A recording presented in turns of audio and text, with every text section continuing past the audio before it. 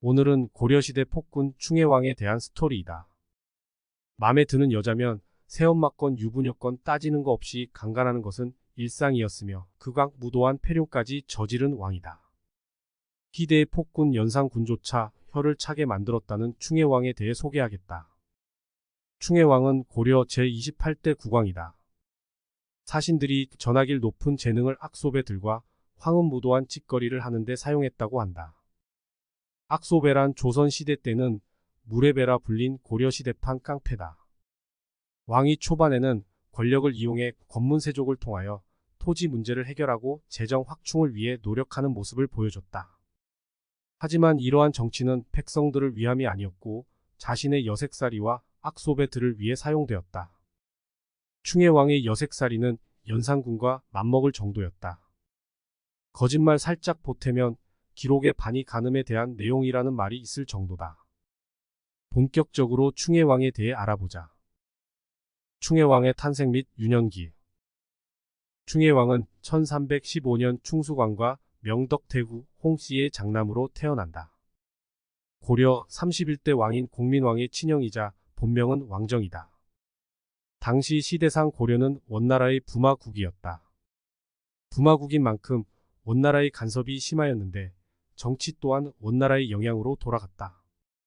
장남으로 세자의 신분이 된 그는 13살이 되던 해의 여느 세자들과 마찬가지로 원나라에서 세자 시절을 보내게 된다. 원나라에서 세자 시절을 보낼 때 황실의 충성을 보였고 실세 무리와 어울리며 지지층을 닦아 나간다. 당시 충혜왕은 원나라의 승상 엘테무르와 가장 가깝게 지냈는데 훗날 한반도 역사상 최악의 왕이라는 타이틀을 가져다 주는 데 영향을 준 사람이다. 충수광은 세자 충혜왕의 근황을 봐줄 틈도 없이 고려 정권을 두고 다툼을 벌이고 있었다. 충선왕은 왕위를 내려놨음에도 정치에 관여했고 충선왕의 양자로서 심양왕 자리에 오른 왕고 또한 충수광의 적이었다. 충수광의 아버지 심양은 고려와 원나라 사이의 지역으로 군사나 경제적으로 중요한 지역이었다. 심양왕은 원나라가 만든 봉작이었으므로 왕고는 고려의 왕권을 차지한 것이나 다름없었던 사람이다. 확실하게 고려를 갖고 싶었던 왕고는 입성책동을 계획한다. 하지만 왕고의 입성책동은 원나라 내부의 지시가 아니어서 좋은 반응을 못 일으켰다. 또한 고려의 정치가 이재현의 노력으로 무산된다. 엘테무르의 권력. 충수광은 원나라의 유배가 끝나고 왕고에 의해 지쳐있을 때인 1328년 문종이 즉위하게 된다.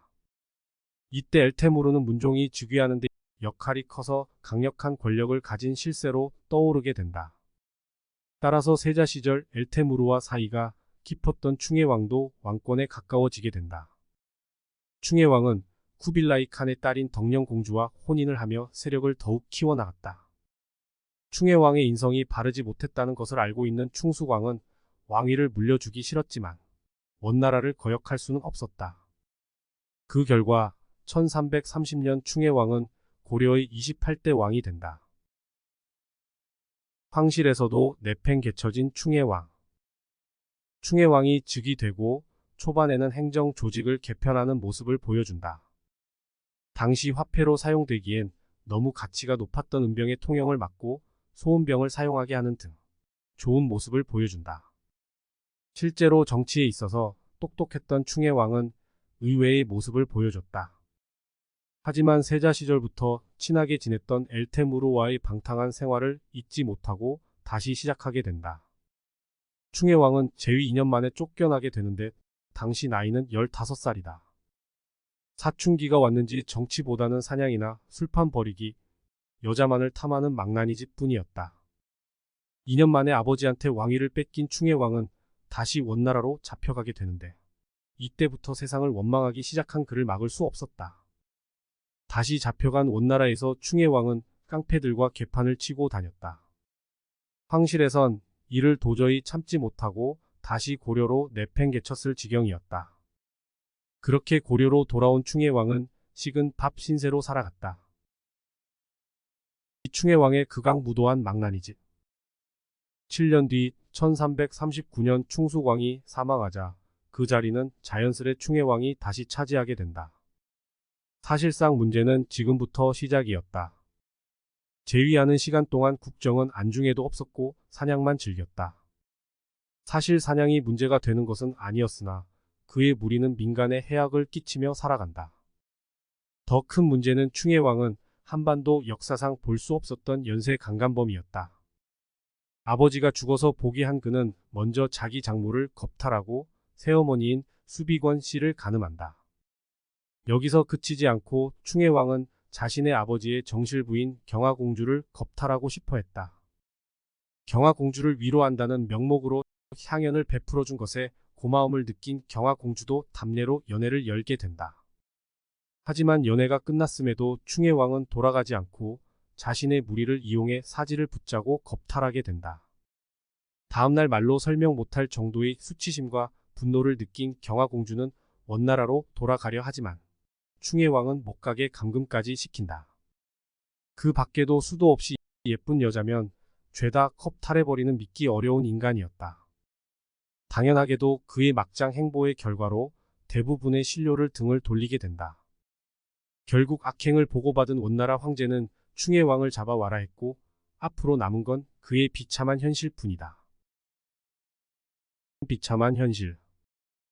원나라의 사신은 황제의 명을 받아 충해왕을 결박하고 폭행하고 있었다. 자신의 국왕이 구타당하고 있는데도 신료들은 관전만 하고 있을 정도라고 했다.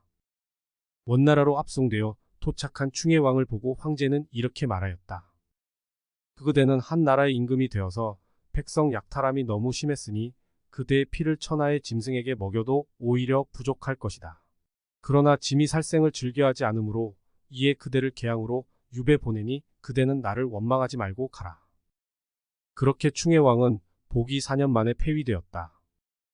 충해왕은 유배지로 가는 와중에 온갖 고통을 겪다가 30세의 나이로 도착하기 전에 돌연 사망하게 된다. 일간에선 사약이나 귤을 먹다가 죽었다고 전해지기도 한다. 2차례나 임금의 자리에 올랐지만 반성 없는 그의 악행으로 폐위된 충해왕. 이처럼 부끄러운 사실도 알고 있어야 하는 마음에 오늘의 영상을 준비했다. 역사를 모르는 이들에게 미래는 없다는 말을 다시 한번 떠올리며 마무리하고자 한다.